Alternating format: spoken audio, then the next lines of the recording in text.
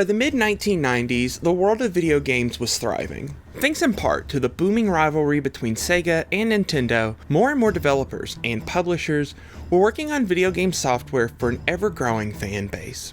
In early 1997, Sony was at the epicenter of it all. Whereas companies like Atari, Philips, and the 3DO company failed to make an impression with gamers with their lineup of systems, Sony had risen to become one of the big three of gaming, alongside Sega and Nintendo. At the time, this spelled doom for Sega, who was losing more market share every year as the Saturn flopped and the Sega Genesis and Sega Game Gear were retired from their retail careers. Nintendo was still the titan to beat, and while the Nintendo 64 was late to the party, it boasted stronger hardware than Sony's PlayStation. The must-have killer app for the system, Super Mario 64, was too irresistible to ignore Nintendo's system for long. The key to Sony's success, however, did not lie in sporadic, revolutionary releases. Instead, it would be a death by 1,000 cuts, or in the PlayStation's case, a library of thousands of games. This is the story of the PlayStation. In the third part of this series, we take a look at one of the most important years of the PlayStation's life, as it transforms from promising rookie player to the biggest company in video games. Specifically, we'll be looking at the various iconic releases to hit the system in 1997, and how they changed the way we look at video games. The launch of the Nintendo 64 in the second half of 1996 quickly leveled the playing field in the console arms race. With the system launching between 12 and 18 months after the PlayStation in various regions, the PlayStation had already begun to amass a killer library of titles. Nintendo's sparse lineup of 2 launch games in North America should have killed the system on arrival. Nintendo 64 games were still designed for cartridges, in an era where almost every major aspect of entertainment switched to CDs. Not only did this inflate the cost of manufacturing, increasing the retail pricing in return, but cartridges also held less memory than the cheaper CDs. The only upside to using cartridges were their faster load times. For anyone else, this would have been the end. The console would have hit the shelves and immediately been outdone in the highly volatile video game market, where hundreds upon hundreds of games greet you on the shelves of your local game stores. It would have been suicidal, had it not been for one of the launch games, Super Mario 64. Super Mario 64 was unlike anything seen at the time in gaming. 3D platformers weren't uncommon. In fact, there have been several mentioned in earlier parts. But all of these platformers became old news with the release of Super Mario 64. Fixed cameras, like those seen in Crash Bandicoot, just weren't as impressive as the free-range camera showcasing the wide, explorable worlds Nintendo had crafted. Just as Super Mario Bros. Had done before it on the NES, Super Mario 64 made Nintendo's new console a must-have. The struggle between Sony and Nintendo was bitter in the winter following the N64's launch. Nintendo tried to maintain their family-friendly image by showcasing Super Mario 64 and the wild reactions that players had when playing it. Sony, meanwhile, went on the offensive, using their new pseudo-mascot of Crash Bandicoot to openly taunt Nintendo of America in anticipation of his first outing. The results spoke for themselves, as quarterly and yearly earning calls from Sony and Nintendo detailed the steadily increasing number of consoles hitting the market. For Nintendo, they were off to a strong start. In less than a year, nearly 6 million Nintendo 64s made their way into gamers' hands. The PlayStation, however, was already on a completely different level.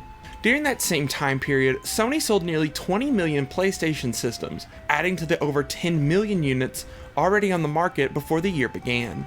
Nintendo had a long way to go if they wanted to beat Sony, but by this point, the reality was surely setting in. In just a few years, the PlayStation had already sold more than half of the NES's lifetime sales, which at the time was Nintendo's most successful home console. It was clear that just like Sega before them, Sony was a completely different beast. 1997 started off strong for the PlayStation in North America. In January, Soul Blade, a 3D fighting game based around weapons, was released for the PlayStation in North America. It was developed by Namco and released in Japan as Soul Edge whenever it hit arcades in 1995. It saw a Japanese release on the PlayStation a year later in December of 1996. The game was a critical hit, with some gaming publications adding the title to their list of best PlayStation titles. There were other big fighting games hitting the system at the time as well. Street Fighter and Mortal Kombat received new titles on the PlayStation. A new fighting game developed by Square called Bushido Blade hit the PlayStation in September of 1997, It offered a unique take on the 3D fighting game genre, where 1 or 2 strikes marked the end of a round of combat. The biggest game from Sony in the first half of the year was Wild Arms, a Japanese role-playing game developed by MediaVision. Wild Arms spawned many sequels over the years, but the most notable achievement for the game came from simply being brought to international audiences. Before the release of Wild Arms, Sony had steered clear of publishing any RPGs outside of Japan due to the genre's lack of popularity outside of the region. With Wild Arms opening the way, countless other RPGs would call the PlayStation home and make the genre a worldwide hit. The PlayStation was also home to many quality ports of games originally released for personal computers. The most impressive of these ports came from the real-time strategy genre. It's rare to see titles of this genre on consoles today, and for good reason. The layouts of controllers could be considered far too simple for the massive amount of hotkeys needed for complex titles. Still, many developers managed to pull it off. In February, Command & Conquer from Westwood Studios hit the PlayStation, although it wasn't the first console port of the title. A few months earlier, a Sega Saturn version was released on the North American market. Bullfrog Games' Syndicate Wars, however, was a true PlayStation console exclusive. The PlayStation port was released in North America and Europe in July of 1997, less than a year after the original DOS release. Finally, Warcraft 2: Tides of Darkness was released on the PlayStation on August 31st, 1997, alongside a Sega Saturn version of the game. 1997 brought with it many things, but for the PlayStation, the most important announcement had nothing to do with video game hardware or software. In April, Sony announced that Ken Kutaragi, father of the PlayStation, would become president of Sony Computer Entertainment of America, the North American branch of Sony's game development studios. The previous president, Olaf Olafsson, had resigned earlier due to conflicts with Sony's higher-ups. Kutaragi was the 5th president of the subsidiary in under 2 years, and he had a lot to prove. The summer of 1997 played host to E3 once again, with this year's conference taking place in June at the Georgia Dome in Atlanta, Georgia. Several iconic PlayStation games made their appearance at the show. Arguably the biggest title on the show floor was Eidos' Tomb Raider 2, the hotly anticipated sequel to the 1996 runaway hit. Not only did Eidos feature a large booth with sizzle reels and demos of their upcoming release, but they even hired a Lara Croft lookalike to chat with convention attendees and to snap pictures with them. The sequel didn't exactly hit the same heights as the original, but the hype surrounding the game helped lead it to selling almost 7 million copies worldwide, and being one of the best-selling games of 1997. There were other major PlayStation games, like Metal Gear Solid, that made a splash at the show.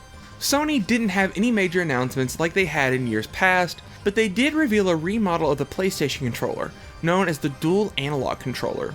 Sony's new controller didn't look radically different from the original controller, with the exception of one thing, or rather, two. Nintendo's tri-pronged Nintendo 64 controller featured a single analog stick, and made games like Super Mario 64 revolutionary.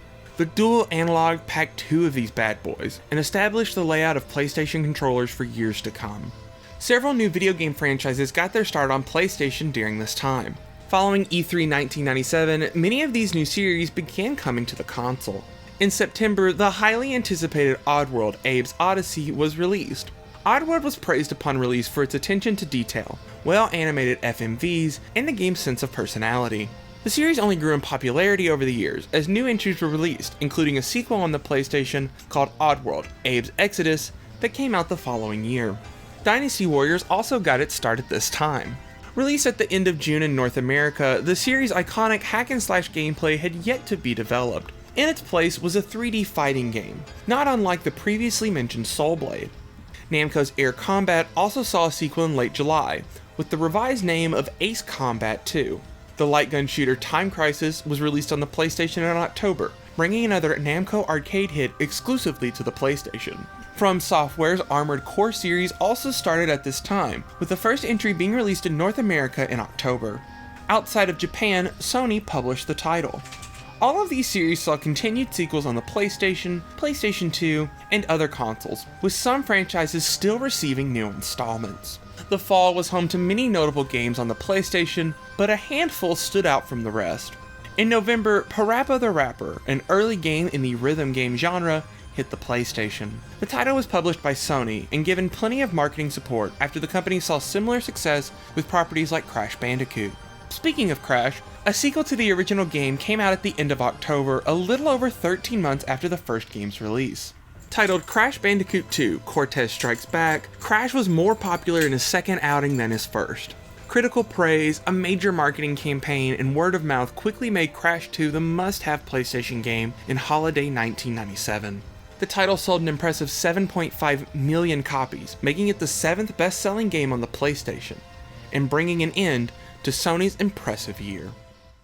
When Nintendo first entered North America with the NES in 1985, they did so with strong barriers in place to both control and protect the fledgling North American video game market. Caps on the number of games published, strict guidelines regarding religious and adult content, and exclusivity contracts made Nintendo's publishing rules only become more difficult to deal with as the market grew.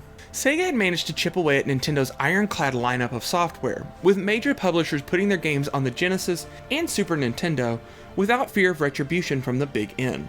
However, some companies and franchises remained loyal to Nintendo, and kept many of their exclusives on Nintendo platforms.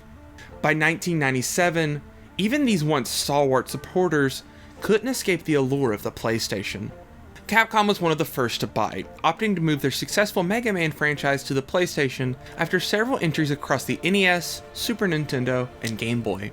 Mega Man wasn't always a Nintendo exclusive, but the PlayStation became the new home for the mainline series of games.